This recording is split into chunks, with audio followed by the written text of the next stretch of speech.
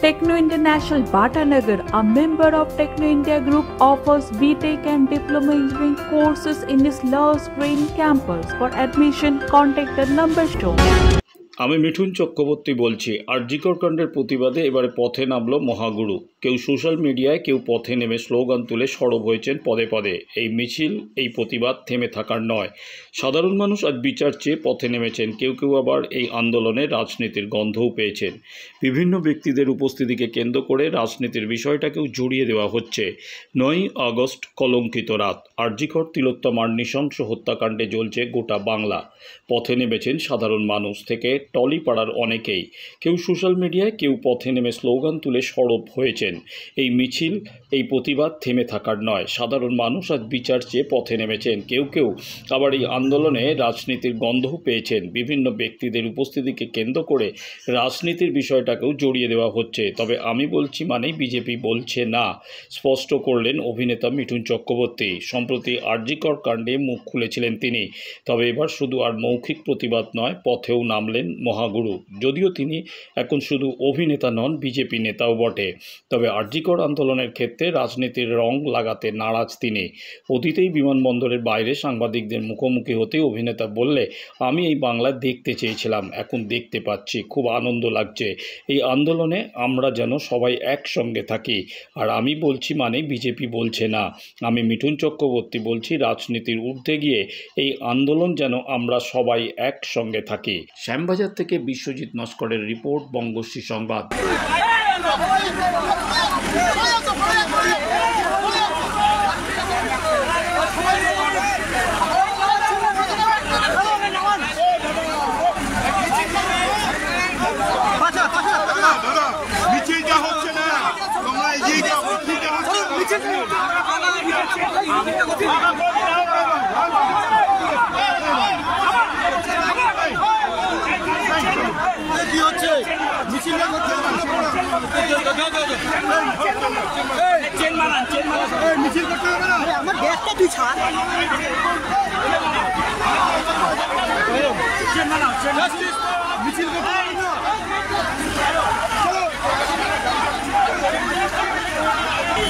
Justice for Arjikar!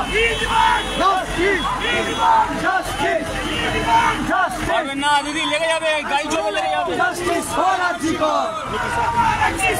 Justice for Arjikar! ধাক্কা মারছিস কেন? Justice for Arjikar! এখানে ঢুকে দিকটা ওইভাবে গাড়ির মাঝখানে ইয়ে করিস। এটা কোনো আন্দোলন।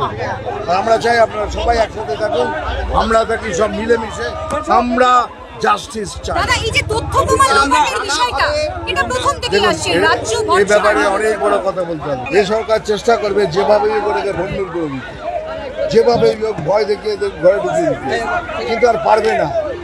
মানুষ বেরিয়ে এসছে, গণ আন্দোলন শুরু হয়ে গেছে। এর মধ্যে উৎসব সম্ভব, উৎসব সম্ভব এর মধ্যে। দেখুন, উৎসব, আমি উৎসবের এগেনস্টে নই, কিন্তু উৎসব করার আগে অভয়ের কথা ভাববেন।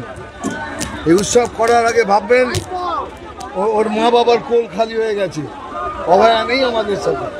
উৎসব তো আগের বছরও আসবে, আগের বছরও দুর্গাপূজা হবে। আমি উৎসবের বিরুদ্ধে না, এর প্রতিবাদ যেন রোকে না, এর আওয়াজ যেন বন্ধ না হয়। এটাই পশ্চিমবাংলা, আমাদের বাংলা, প্রতিবাদী বাংলা, আমাদের বাংলা, অন্যায়ের বিরুদ্ধে লড়ার বাংলা। এই লড়াই শুরু হয়েছে, জাস্টিস যতক্ষণ না পাবে লড়াই চলবে। এ হুমকি দেওয়া সবসময় চাইবে সরকার এটাকে বন্ডল করে দেওয়া, আর পারবে না। সে ভয় ভেঙে গেছে, পাবলিক বেরিয়ে এসছে।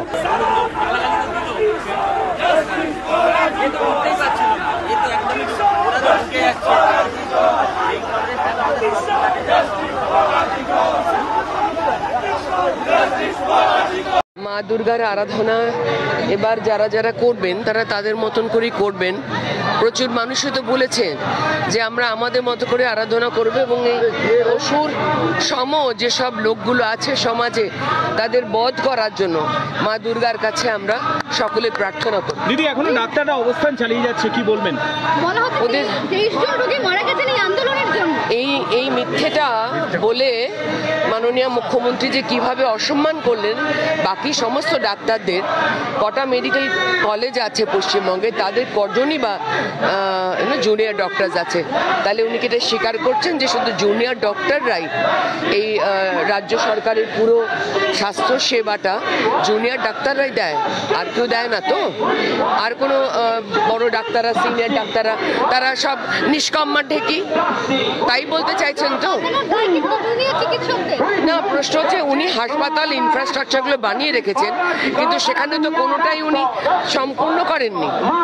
উনি কোভিডের সময় প্রচুর যন্ত্রপাতি কিনিয়েছেন, তার টাকার কমিশনটা খেয়েছেন, কিন্তু কোভিডের মতো সময়ও মানুষকে কিন্তু ভীষণভাবে ঠকিয়েছেন উনি। পাহাড় সমান দুর্নীতি স্বাস্থ্য ক্ষেত্রে উঠে আসছে, কি মনে হয় যে এরপরে কি এর শুদ্ধিকরণ সম্ভব?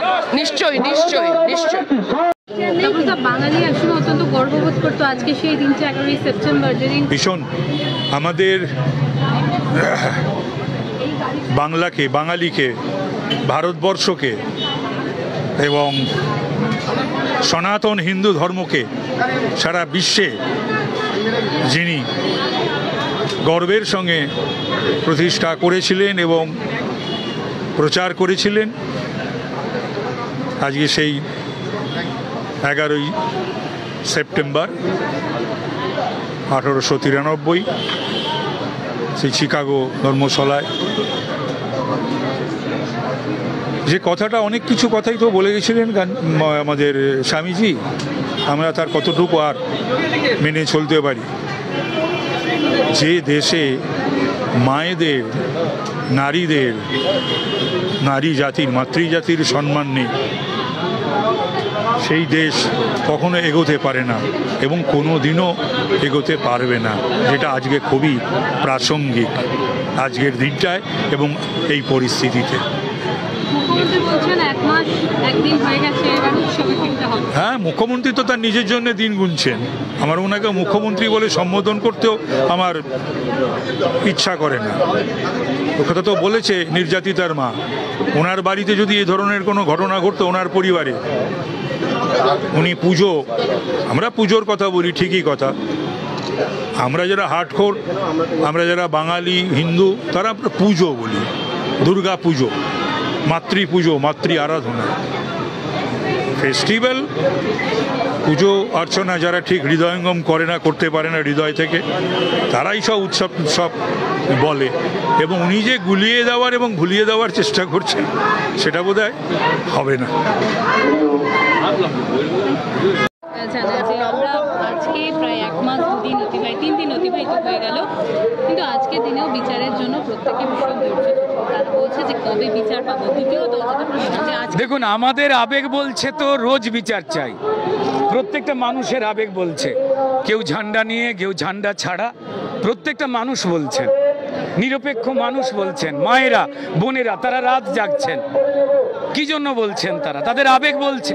আমরা এটাও জানি যে প্রথম 4 দিনে প্রত্যেকটা মানুষ বলছেন, জুনিয়র ডাক্তারেরা বলছেন, সিনিয়র ডাক্তারেরা বলছেন যে প্রমাণ লোপাট করা হয়েছে, একের পর এক মিথ্যে বয়ান দেওয়া হয়েছে। আইপিএসরা তারা এক একজন শাসক দলের মুখপাত্রের মতো বয়ান দিচ্ছেন, তারপর যেই মানুষের কাছে ধরা পড়ে যাচ্ছেন তাদের মুখগুলো পাল্টে যাচ্ছে, আবার নতুন একজন আসছেন। বাবা আর মা সব থেকে সত্যি কথাটা তো বলেন, তার বাবার মায়ের মতো যন্ত্রণা তো আর কেউ পাননি। তারা প্রত্যেকটা মিছিলে মিছিলে গিয়ে তারা তাদের যন্ত্রণার কথা জানাচ্ছেন। তারা বলছেন যে আমার একটা মেয়েকে এরা কেড়ে নিয়েছে, কিন্তু এত মেয়ে, এত বাবা, এত দাদা, তারা সবাই মিলে যে রাস্তায় নেমেছেন, তাই আমাদের মনে হচ্ছে জাস্টিস পাবো। জাস্টিস মানে কিন্তু শুধু সুপ্রিম কোর্ট নয়, জাস্টিস মানে তথ্য প্রমাণ, জাস্টিস মানে ঘটনার সঙ্গে প্রত্যক্ষ পরোক্ষভাবে জড়িয়ে থাকা সিস্টেম, তারা কিন্তু জাস্টিস পাওয়ার মধ্যেই রয়েছে।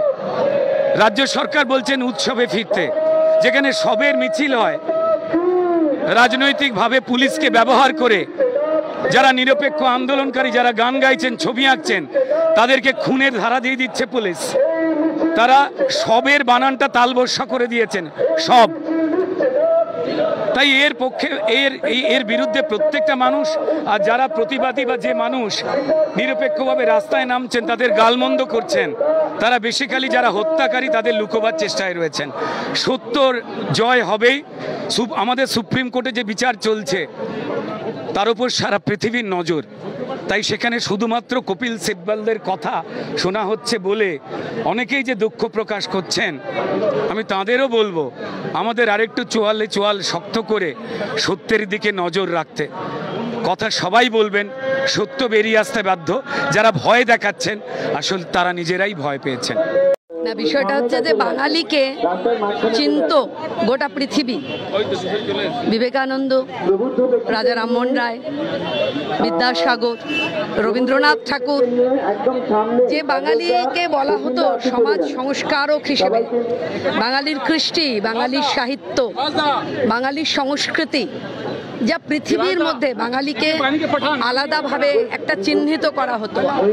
আজকে আমাদের লজ্জা, এমন একটা সময় এসে আমরা দাঁড়ালাম যে সময় দাঁড়িয়ে বাঙালি সম্পর্কে কি কটূক্তি করা হচ্ছে এবং আমার আপনার রাজ্যে কি হচ্ছে। আমার আপনার রাজ্যে একজন মহিলা, তার উপরে পাশবিক অত্যাচার এবং তার প্রতিবাদ করছেন যারা, সেই মহিলাদের সম্পর্কে শাসক বলছে তাদের পোস্টার, বিকৃত ছবি দিয়ে পোস্টার টাঙিয়ে দেব।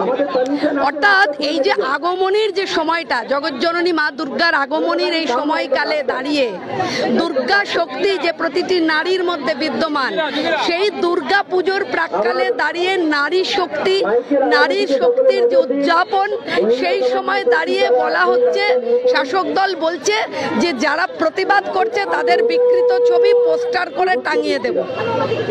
এবং যারা বলছেন তাদের সম্পর্কে রাজ্যের মহিলা মুখ্যমন্ত্রী একটা প্রতিবাদে মানে তিনি সোচ্চার হয়ে উঠছেন না।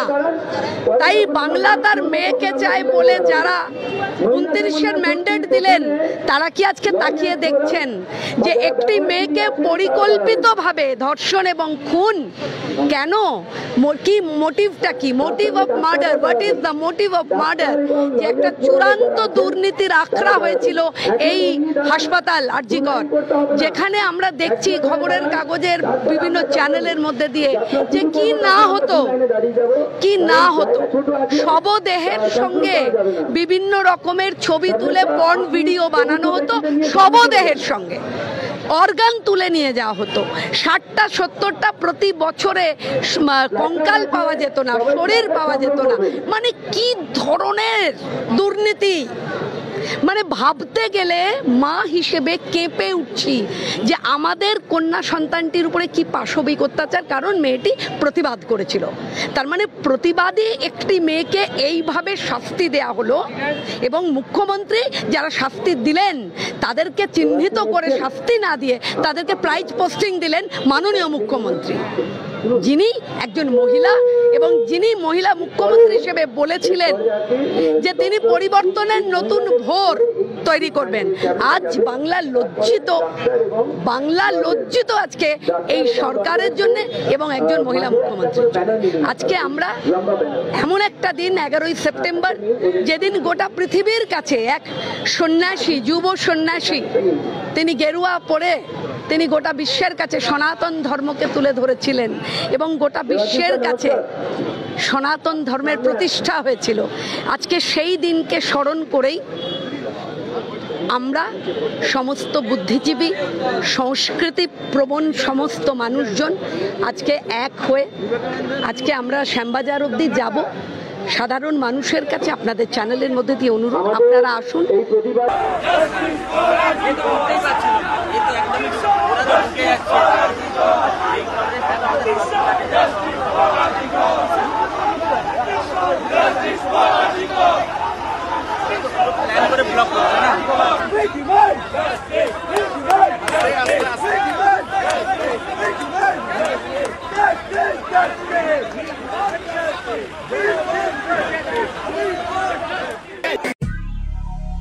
দক্ষিণ শহরতলিতে এই প্রথম যে কোনো আনন্দ অনুষ্ঠানের সাথে সুহানি ব্যাংকুয়েট, গঙ্গারামপুর রোডে উৎপল দত্ত মঞ্চের বিপরীতে Institute of Technology, Kolkata, conducting AICT recognized and university affiliated MBA Engineering and Polytechnic program.